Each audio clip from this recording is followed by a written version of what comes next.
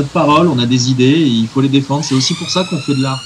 L'artiste doit artister, simplement, permettez-moi cette façon. Ils nous ont tant confinés, puis déconfinés, puis reconfinés, qu'on redoutait d'être in fine déconfinés. L'acteur auquel je pense comme ça spontanément nous a quittés depuis très longtemps, malheureusement, et je trouve que le cinéma français a vraiment perdu quelqu'un de grand. Il était très très drôle. Alors c'est un Français, oui, bien sûr. C'est Monsieur Jean Lefebvre. Je n'ai pas raté un film qu'il ait fait. Il s'est un petit peu trompé de chemin en faisant les Tontons Flingueurs, qui pour moi est un film d'une vulgarité à toute épreuve. C'est un talent de jouer les idiots lorsqu'on est intelligent comme il l'était. Alors pour l'actrice, non, c'est une Américaine. C'est Madame Ava Gardner. C'est toute mon enfance, dirais-je. C'était une actrice avec un corps sculptural magnifique. J'aimais Jean Lefebvre pour son talent, sa générosité, son humour. Ava Gardner, c'était pour l'ensemble de son œuvre. On va faire en sorte quand même d'avoir des Français. C'est pas facile. Gérard, notre bon gros Gérard. Voilà, Gérard Depardieu, bien sûr. Voilà, le mec, il arrive de nulle part. Il était pas programmé pour être ce qu'il est aujourd'hui, en fait. Une époque, le gars était dyslexique. Enfin, il a eu une vie de malade. Il aurait pu finir en tôle ou mort, en fait, pour en arriver là où il est. Il a juste été qui il était. Il a tourné lui aussi avec les plus grands. Il a une carrière irréprochable. Et puis surtout, en fait, bon, vous allez le biper ou je sais pas, mais il encule tout le monde. Il en a rien à foutre de ce qu'on pense de lui. Il en a rien à foutre. Il a pas de compte à rendre à personne. Il fait ce qu'il veut et si on l'aime pas, eh ben, il en a rien à branler. Et ça, c'est génial. Il y a eu différentes périodes. Il a tout essayé. À quel moment il a été mauvais? Pour les femmes, moi j'ai envie de citer une actrice que j'aime beaucoup qui s'appelle Eva Green. Elle est toujours là où on ne l'attend pas. Penny Dreadful, voilà, c'est ça. En fait, je parle pas de la qualité de la série en soi, mais la femme, en fait, elle fait ce qu'aucune autre comédienne française de son âge ne fait. Quelle est la comédienne aujourd'hui qui va sans les dire comme ça, qui va réciter des espèces d'incantations en latin ou on sait pas trop, enfin, sans avoir l'air ridicule. Dites-moi une actrice à part elle qui saurait le faire, quoi. Moi, je trouve ça incroyable et c'est pas donné à tout le monde. Elle va où elle veut, elle fout les pieds où elle veut, elle choisit et elle se régale. Elle va là où on l'attend pas, donc grande référence pour moi. Nous les acteurs, on cherche à bosser. Donc si on ouvre trop notre gueule, à un moment donné, il faut qu'on puisse plaire à tout le monde et pour bosser. Sinon, les producteurs, ils arrêtent de vous prendre si on plaît pas à tout le monde. Tu bosses, tu gagnes ta croûte. Après, il y a tes projets. Tu peux faire une pièce, tu peux faire un film. Et là, tu as le droit de t'exprimer. Alors moi, ça me fait rire tous ces acteurs, ces réalisateurs et tout qui vont signer des pétitions. On n'est pas d'accord quand il y a des migrants qui se font virer. Hein. Non, mais bon, c'est bien. Tu as signé un papier, tu as ajouté ton nom. Ça montre qu'il y a de l'humanité, d'accord? On a des idées et il faut les défendre. C'est aussi pour ça qu'on fait de l'art. L'art, je pense que ça se doit d'être politique à un moment donné. C'était un de mes mentors qui m'avait dit ça, l'art politique.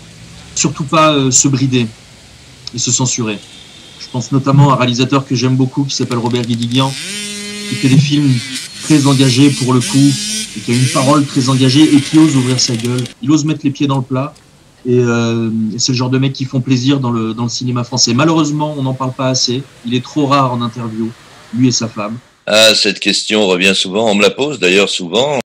Mais comme disait Kierkegaard, un artiste, c'est fait pour jouer, pour chanter, pour danser, pour donner du plaisir, pour voir les étoiles se refléter dans les yeux des spectateurs.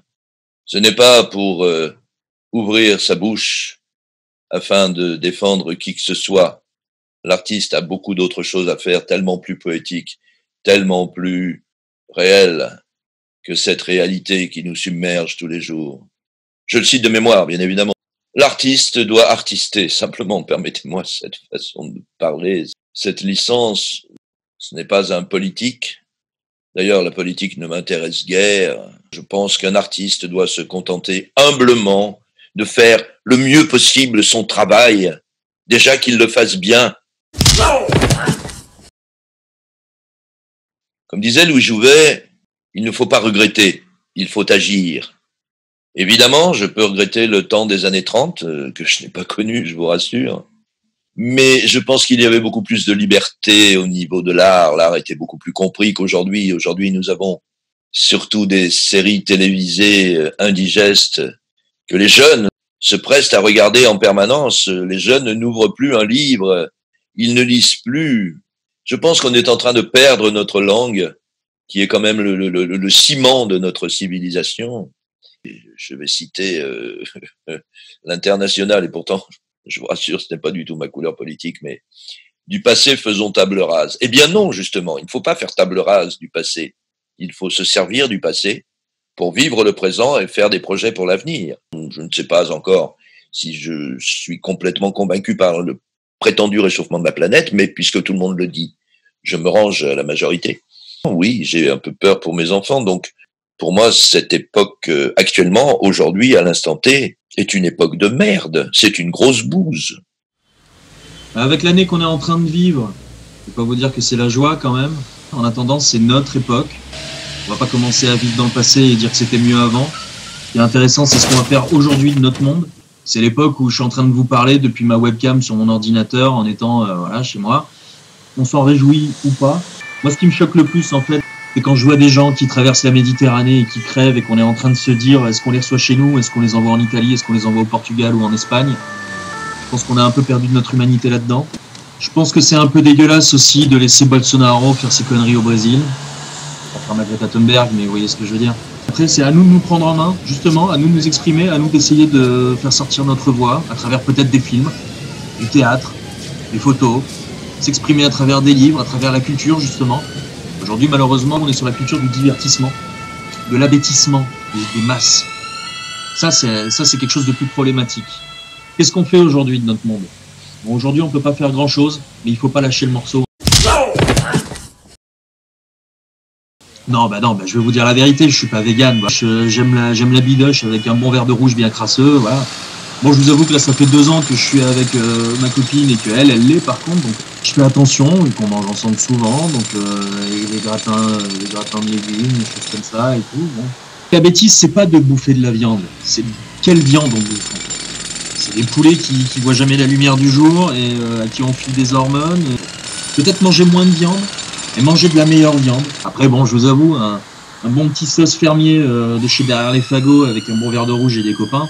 Mais bon, là, comme il n'y a plus de copains et qu'il y a plus rien à célébrer, bah, du coup, on boit pas de rouge et on mange pas de saucisson.